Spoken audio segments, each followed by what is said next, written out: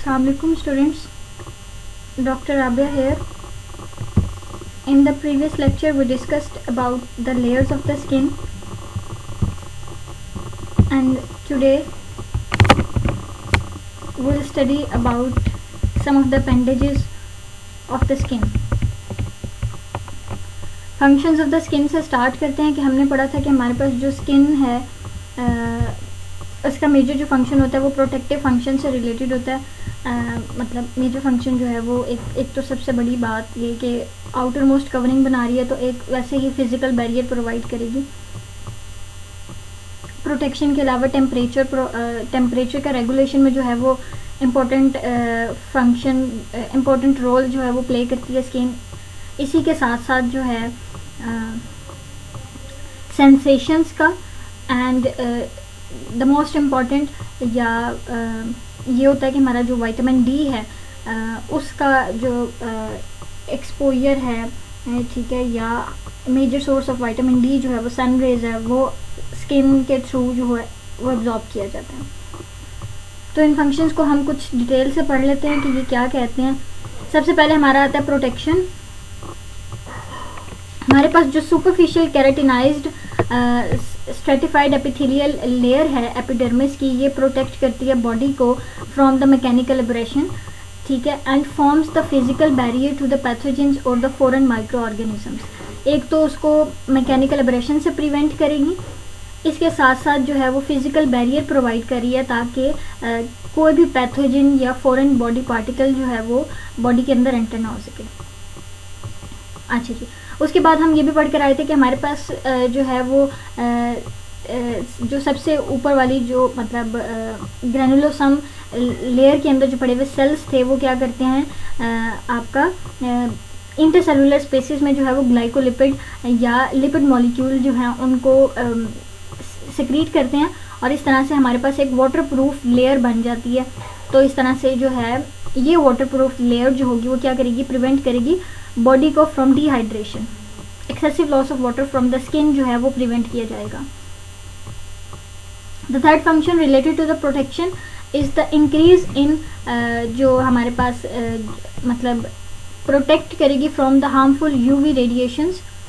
किस तरह से, मेलानिन की वजह से। ये था हमारा प्रोटेक्शन से रिलेटेड, जिसमें हमने पढ़ा कि हमारे पास मैकेनिकल एब्रेशन से प्रोटेक्ट करती है, डिहाइड्रेशन से प्रोटेक्ट करती है, यूवी रेडिएशन से प्रोटेक्ट करती है, और कौन कौन सी प्रोटेक्शन में कौन कौन से सेल्स, ये कौन कौन से मॉलिक्यूल्स इन्वॉल्व हैं वो हमने पढ़ लिया।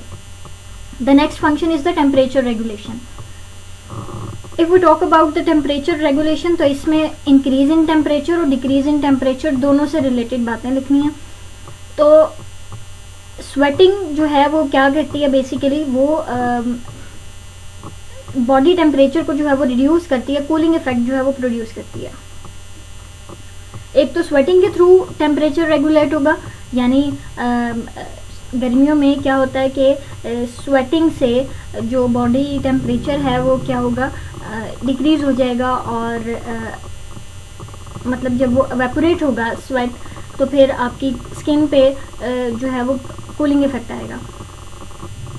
अच्छा जी, एक तो हो गया स्वेटिंग से रिलेटेड, मतलब स्वेटिंग के जरिए जो है वो टेम्परेचर को रेगुलेट किया जाता है। The other one is the dilation of the blood vessels, ठीक है। जो आपकी स्किन के अंदर ब्लड वेसल्स हैं वो जब डायलेट कर जाएंगी तो स्किन की तरफ ब्लड का जो फ्लो होगा वो ज़्यादा हो जाएगा, एंड जब फ्लो ज़्यादा होगा तो इट मीन्स जो हीट का ट्रांसफ़र होगा या हीट का एक्सचेंज होगा वो ज़्यादा हो जाएगा, और इस तरह से मैक्सिमम हीट लॉस जो होगी वो स्किन के थ्रू जो है वो एनवायरनमेंट में की जाएगी।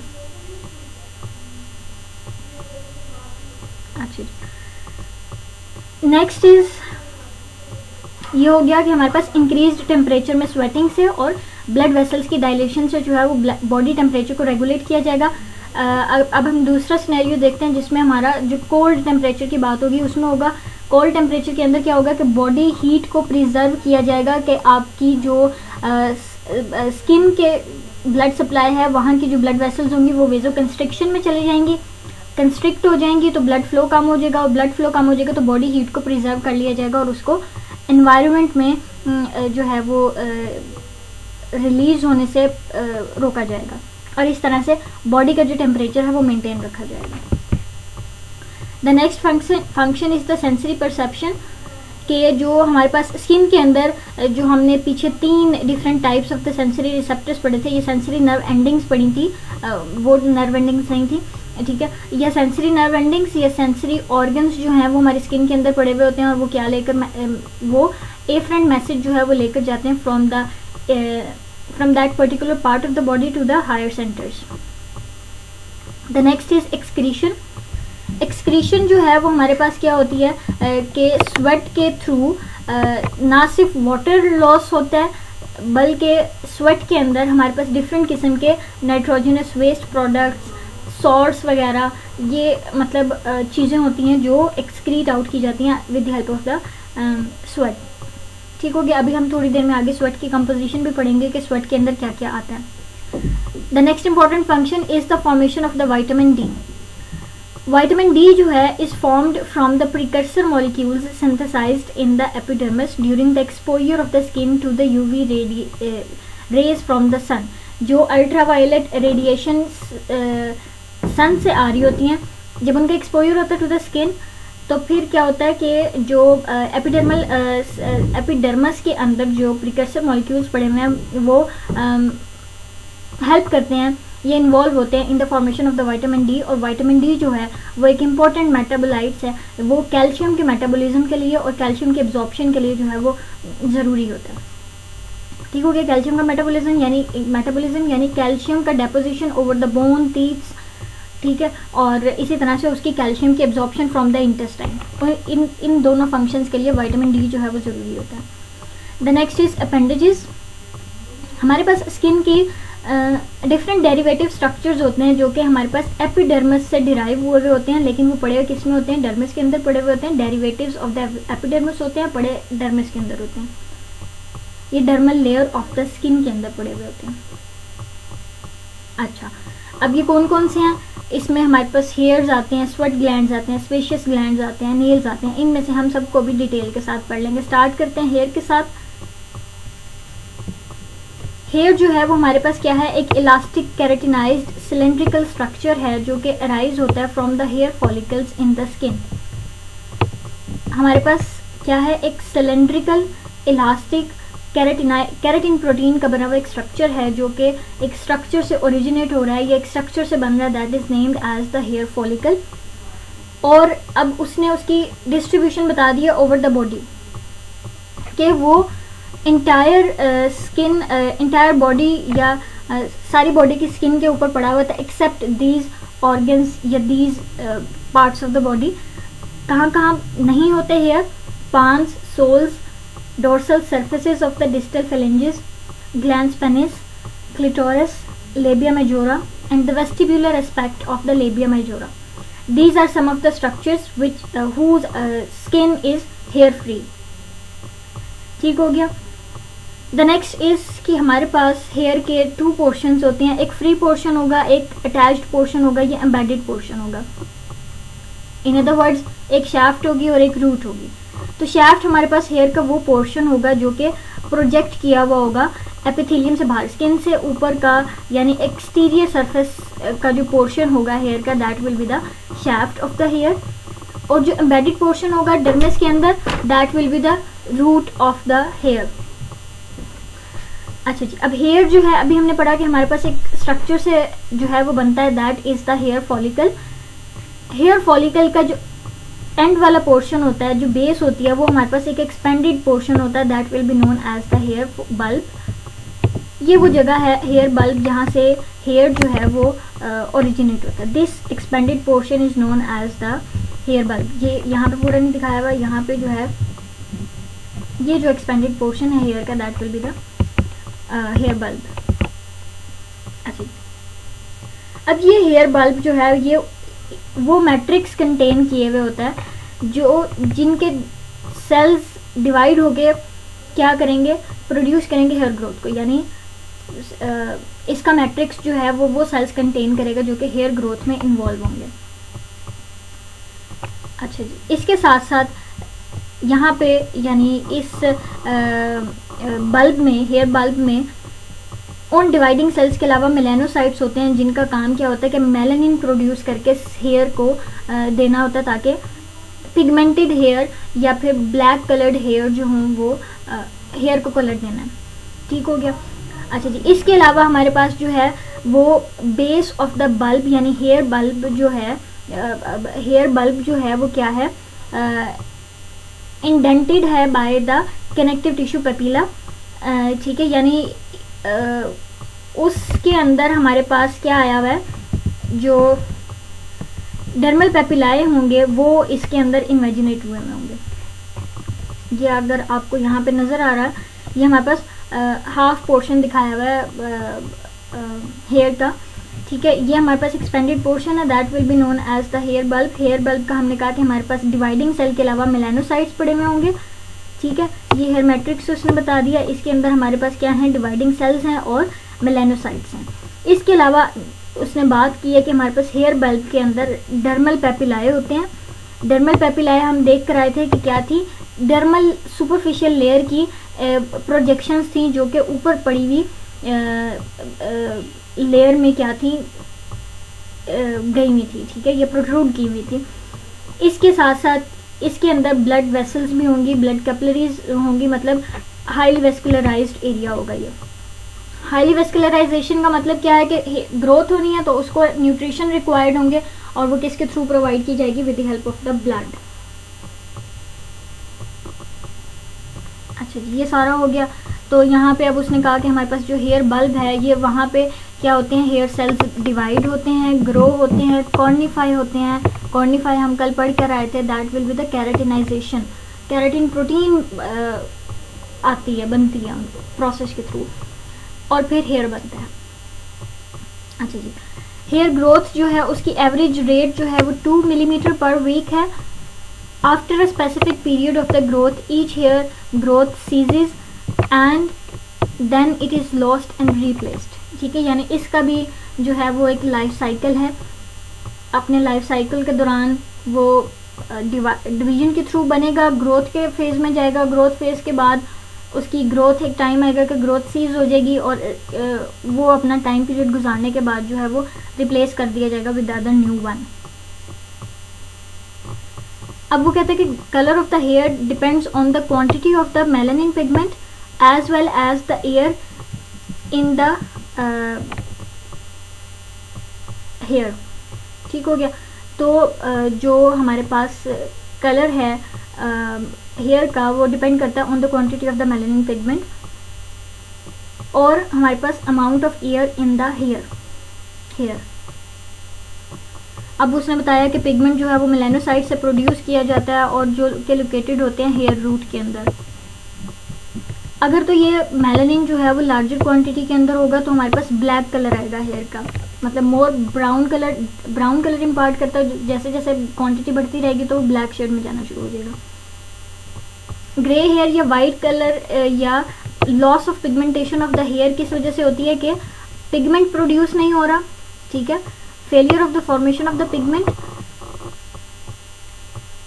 या फिर हमारे पास इंक्रीज्ड अमाउंट ऑफ एयर होगी in the intercellular spaces of the hair. इन दो कॉजेज की वजह से हमारे पास क्या होती है, वाइटनिंग हेयर आते हैं या ग्रे हेयर आते हैं जिसको कहते हैं। अच्छा, अब हेयर का फंक्शन क्या है, वो ये कहता है कि हमारे पास ह्यूमन हेयर जो है वो इंसुलेटर या इंसुलेशन का फंक्शन परफॉर्म नहीं करता, वो एनिमल्स के अंदर होता है। ह्यूमन हेयर जो है वो एक टेक्टाइल सेंसेशन में इम्पोर्टेंट रोल प्ले करता है, यानी सेंसेशंस को जो है वो लेकर जाता है। Any of the stimulus that results in the deformation of the hair is transmitted along the shaft of the hair to free nerve endings that surround the hair follicle। वो कह रहा है कि कोई सा भी ऐसा स्टिमुलस जो कि डिफॉर्म कर दे हेयर को, ये स्टिमुलस जो है वो ट्रांसमिट किया जाता है along the shaft of the hair, यानी उसको क्या करेंगे सारे, अगर टिप से ये सरफेस पे कोई स्टिमुलस आया तो उसको शाफ्ट के थ्रू लेकर जाएगा टू द एंड, यानी टू द हेयर बल्ब, और वहाँ से जो है वो वहाँ पे फ्री नर्व एंडिंग से जो हेयर फॉलिकल को सराउंड किए हुए होंगी उनसे इस मैसेज को आगे लेकर जाया जाएगा। This is the structure. अच्छा जी, ये अब हमारे पास क्या है कि लेयर्स ऑफ द हेयर बताया हुआ है कि हमारे पास क्या है, ये हेयर बल्ब है, ये हेयर फॉलिकल है, इसका क्या होगा, एक शाफ्ट है, एक रूट है, इसके अंदर जो लेयर्स होंगी वो क्या होंगी कि पहले आप यहाँ से देख लें, यहाँ पे हमारे पास हेयर का क्या होगा कि इनर पोर्शन मेड्यूला होगा, मेड्यूला के अराउंड जो होगी वो कॉर्टेक्स होगी, ये जो आपको ब्राउन सारा शेड नज़र आ रहा है that will be the cortex. Cortex के बाहर हमारे पास एक क्यूटिकल लेयर होगी। अच्छा, फिर ये बीच वाली लेयर्स आप बेशक ना याद रखें, सिर्फ ये याद रखें कि इनर रूट शीथ होगी और आउटर रूट शीथ होगी, ठीक हो गया। This one is the outer root sheath और इसके बीच में हमारे पास इनर रूट शीथ होती है और जो हेयर के साथ एसोसिएटेड स्ट्रक्चर्स हैं वो हमारे पास एक soft tissue smooth muscle cell होता है that is known as arrector pili muscle, और इसी के साथ साथ हमारे पास एक ग्लैंड होता है that is known as the sebaceous gland. ये ग्लैंड अपनी सिक्रीशंस को जो है वो हेयर शाफ्ट के अंदर डालता है और इस शाफ्ट के थ्रू या इस टनल के थ्रू जो है वो सरफेस पे आती हैं इसके सिक्रीशंस, ठीक हो गया। ये था हमारा हेयर का स्ट्रक्चर। अब हम बात करेंगे सेबेशियस ग्लैंड्स की। सेबेशियस ग्लैंड्स जो हैं वो हमारे पास वन और more of the spacious glands associated होते हैं विद द हेयर फॉलिकल। अभी हम देख कर आए कि ये स्पेशियस ग्लैंड जो है वो हेयर फॉलिकल के साथ जुड़ा हुआ होता है और स्पेशियस ग्लैंड्स जो हैं वो ऑयली सिक्रीशंस को प्रोड्यूस करते हैं, दीज आर द सीबम। उसकी जो सिक्रीशंस है उसका नाम क्या है, सीबम, ऑयल, ठीक है। अच्छा जी, ये किस प्रोसेस के थ्रू करते हैं, via the holocrine secretion. Holocrine secretions वो ये आगे सारी उसने डिस्क्रिप्शन लिखी हुई है कि हमारे पास होलोक्राइन सिक्रीशन का मतलब क्या है कि जो सिक्रीटरी सेल्स हैं, ये जो ग्लैंडुलर सेल्स हैं जिन्होंने सीबम को प्रोड्यूस करना है वो क्या करते हैं, प्रोड्यूस करते हैं, उसके बाद बस्ट कर जाते हैं और अपनी सिक्रीशंस जो हैं वो मतलब सेल्स जो हैं वो अपना साइटोप्लाज्म लूज कर देते हैं और उनकी बर्स्ट हो गए तो जो सेल का अंदर का सारा मटेरियल था वो बाहर चला जाएगा और फिर जो है वो सिक्रीट किया जाएगा with the help of the hair. अच्छा जी, अब कहाँ से डेवलप होते हैं, they develop from the epidermal cells, spherical और ओवॉइड स्ट्रक्चर्स होते हैं, these are enclosed in the thin connective tissue capsule. अपना ये इनके अराउंड जो है वो एक थिन लेयर होती है that is of connective tissue. Sebum जो है वो कहता है कि हमारे पास बनता है, ठीक है, और वो किस तरह से सिक्रीट किया जाता है कि सेल्स जो होंगे वो बर्स्ट कर जाएंगे और अपनी सिक्रीशंस को जो है वो मतलब रिलीज कर देंगे।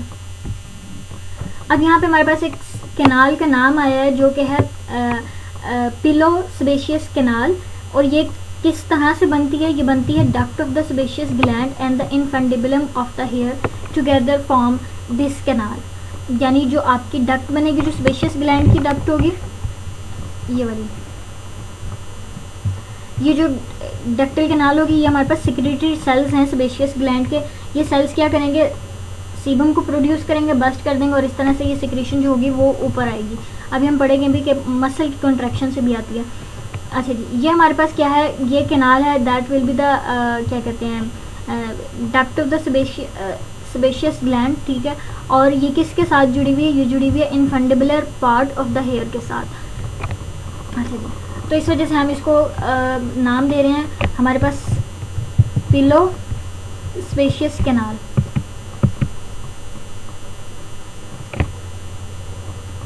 अच्छा जी, the secretory product sebum is expelled from the glands on to the shaft of the hair follicle.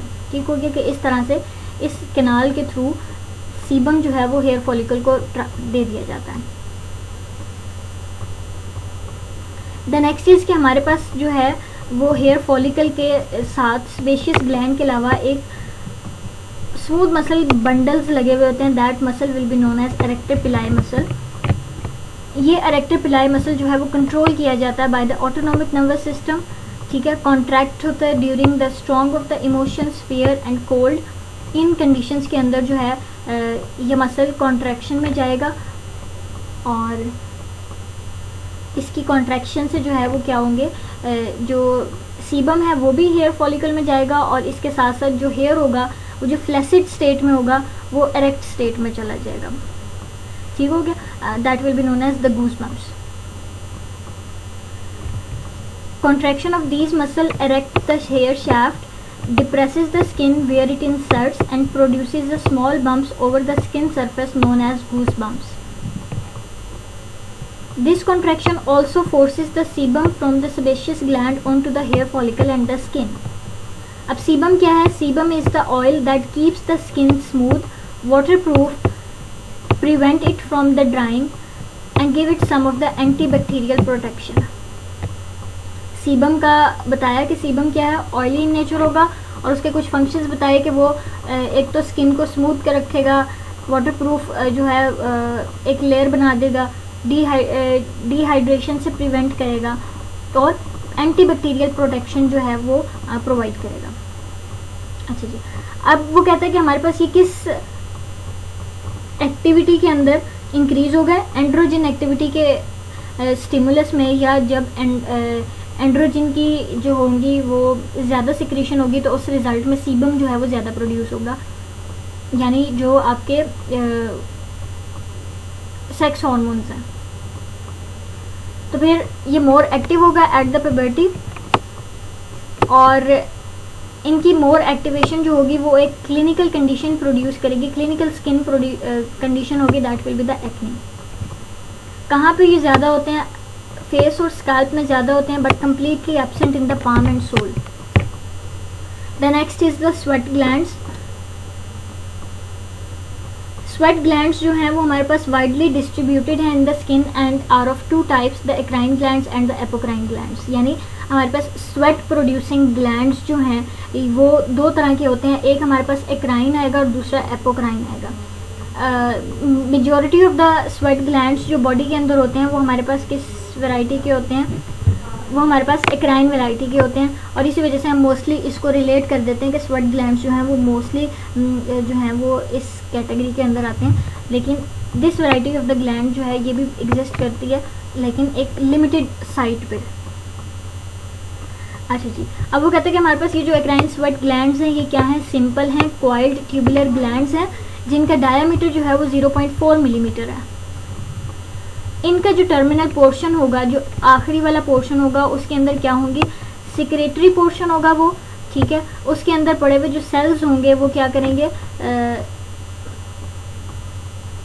Secretions को प्रोड्यूस करेंगे, ठीक है. ये कहाँ पे पड़ा हुआ होता है? Deep in the dermis, even into the hypodermis. ये जो है स्वेट ग्लैंड, ये हमारे पास वो स्ट्रक्चर है जो मोस्ट डीपर स्ट्रक्चर है, ठीक है. यानी ये डर्मिस से भी नीचे गया हुआ होता है इनटू द हाइपोडर्मल, ये subcutaneous layer of the skin में भी ये एम्बेडेड होता है. अच्छा जी, अब वो कहते हैं कि हमारे पास ये हाइपोडर्मिस के अंदर जो है वो एम्बेडेड होगा और ये क्या बनाएगा? From which a coiled stratified cuboidal excretory duct lead करेगी स्किन सरफेस के ऊपर और एक ओपनिंग के थ्रू ओपन होगी, that will be known as sweat pore. यानी जो इसका सिक्रेटरी पोर्शन है वो क्या है? डीपली एम्बेडेड है इन द हाइपोडर्मिस, ठीक है. हाइपोडर्मिस से हमारे पास एक क्या निकलेगी? एक कॉइल्ड डक्ट निकलेगी जिसके जो सेल्स होंगे वो स्ट्रेटिफाइड क्यूबाइडल होंगे. वो डक्ट जो है वो ऊपर तक आएगी स्किन की सरफेस तक और वहाँ पे एक ओपनिंग के थ्रू ओपन होगी, that will be known as the sweat pore. अच्छा जी, अब ये बिलीव किया जाता है कि हमारे पास ये जो स्वेट ग्लैंड है इनका जो एक्सक्रीटरी मेथड है वो क्या है? Eccrine method of the secretion है. ये हमारे पास मोस्ट अबंडेंट वैरायटी है स्किन के अंदर, ठीक है. और ये मोस्ट अबंडेंट होते हैं किसके अंदर? पाम्स एंड सोल्स के अंदर. इनका जो मेजर रोल है वो टेम्परेचर रेगुलेशन से रिलेटेड है through evaporation of the water from sweat on the body surfaces. ये भी हम फंक्शन सारा डिटेल से देख कर आए हैं. अच्छा, इस ग्लैंड के अंदर हमारे पास सेल्स की जो टाइप्स हैं वो दो तरह की होती हैं. एक हमारे पास क्लियर सेल्स होते हैं और दूसरे डार्क सेल्स होते हैं. जो क्लियर सेल्स होते हैं वो कोई सिक्रेटरी ग्रेन्यूल्स नहीं रखते, ठीक है. यानी they are without the secretory granules. On the other hand the dark cells have the secretory granules. दोनों की सिक्रेशन में फ़र्क क्या है कि जो डार्क सेल्स की सिक्रेशंस होंगी वो म्यूकस होंगी, जबकि जो क्लियर सेल्स की सिक्रेशंस होंगी वो वाटरी और इलेक्ट्रोलाइट होंगी. ठीक हो गया. नेक्स्ट है कि हमारे पास surrounding the basal region of the secretory portion of each sweat gland are myoepithelial cells whose contraction expel the secretion from the sweat gland. यानी जो हमारा जो नीचे वाला पोर्शन था सेक्रेटरी पोर्शन, जो टर्मिनल पोर्शन था, उस टर्मिनल पोर्शन के अराउंड जो होगा वो मायो एपिथेलियल सेल्स होंगे। इन सेल्स की कॉन्ट्रैक्शन जो है वो क्या करेगी, एक्सपेल करेगी स्वेट को from the secretary portion into the ductal portion, और वहाँ से ऊपर आएगा। अब what is sweat? Sweat is a clear liquid which is derived from the network of the blood capillaries that intimately envelop the secretory portion of the sweat gland। जो secretory portion of sweat gland के around जो blood capillaries का network होगा, वहाँ से जो है clear liquid जो डिराइव किया जाएगा, that will be the sweat। अच्छा जी, अब इसके अंदर वाटर के अलावा हमारे पास दूसरी कौन कौन सी चीज़ें होंगी? सोडियम सॉल्ट्स होंगे, lactic acid, ammonia, urea, uric acid. Along with these structures, अगर किसी इंडिविजुअल ने कोई ड्रग जो है वो कंज्यूम की हुई थी, तो उस ड्रग के मेटाबोलाइट्स जो होंगे वो भी एक्सक्रीट आउट होंगे इनटू द स्वेट। ये हमारे पास एक ट्यूबुलर स्ट्रक्चर है, ठीक है। ये हमारे पास क्या है? सेक्रेटरी पोर्शन है। यहाँ से हमारे पास एक कॉइल्ड डक्ट निकलती है जो कि ऊपर ओपन होती है थ्रू द स्किन पोर, जिसको हमने क्या बोला था? स्वेट पोर। ठीक हो गया। ये उसने जो है वो दिखाई हुई है डक्ट का structure, shape. The next is apocrine sweat glands. Apocrine sweat glands जो है वो हमारे पास क्या होते हैं? डर्मिस में पाए जाते हैं, ठीक है। अगर हम इसको पिछले से रिलेट करें तो वो हाइपोडर्मिस के अंदर थे। इनकी जो है ये लिमिटेड होंगे to the axilla, anus and the areolar regions of the breast. ये इन स्पेसिफिक रीजन्स के अंदर पड़े हुए होंगे। ये भी उसी तरह से जो है वो डिराइव होंगे from the down growth of the epidermis. अगर हम इसको एक्राइन स्वेट ग्लैंड से रिलेट करें तो फिर ये क्या होंगे? ये लार्जर सेल्स होंगे, लार्जर होंगे देन द अदर वेराइटी, और उनकी जो डक्ट्स होंगी वो सरफेस में नहीं ओपन होंगी, बल्कि अपनी जो सिक्रीशंस होंगी उसको पोर करेंगी टू द हेयर फॉलिकल। इसके साथ साथ जो है हमारे पास सिक्रीटरी पोर्शन जो होगा वो उसी तरह से कॉइल्ड और ट्यूबुलर होगा। ये सिमिलैरिटी होगी। बाकी डिफरेंसेस हो गए कि एपोक्राइन जो है वो क्या है? डर्मिस के अंदर पड़ा हुआ होता है, उसकी लिमिटेड जो है वो डिस्ट्रीब्यूशन है। अगर हम बात करें तो वो लार्जर होगा, साइज़ की बात करें तो लार्जर होगा। डक्ट की बात करें तो डक्ट जो है वो सरफेस पे ओपन नहीं होगी, बल्कि हेयर फॉलिकल में ओपन होगी। इसके साथ साथ अगला जो डिफरेंस है वो ये है कि जो हमारे पास ल्यूमेन होगी secretory portion of the gland की, वो वाइड और डायलेटेड होगी, और जो सिक्रीटरी सेल्स होंगे वो लो क्यूबाइडल सेल्स होंगे। ठीक हो गया।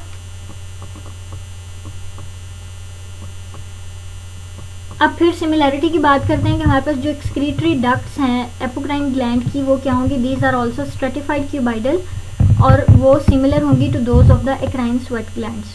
2 सिमिलैरिटीज़ हैं, 4 से 5 डिफरेंसेस हैं। अच्छा, तीसरी सिमिलैरिटी आ गई। अब हमारे पास तीसरी सिमिलैरिटी क्या है कि हमारे पास जैसे एक्राइन सेल्स का जो सिक्रीटरी पोर्शन था that was surrounded by the myoepithelial cells, तो ये जो एपोक्राइन ग्लैंडुलर सेल्स हैं ये भी क्या होंगे? These are also surrounded by the myoepithelial cells, और इसी तरह से इनकी कॉन्ट्रैक्शन जो होगी वो स्वेट को जो है वो सेल्स से रिलीज कराएगी। अच्छा जी, द नेक्स्ट इज कि हमारे पास जो एपोक्राइन स्वेट ग्लैंड है वो फंक्शनल होता है at the puberty when the sex hormones are produced.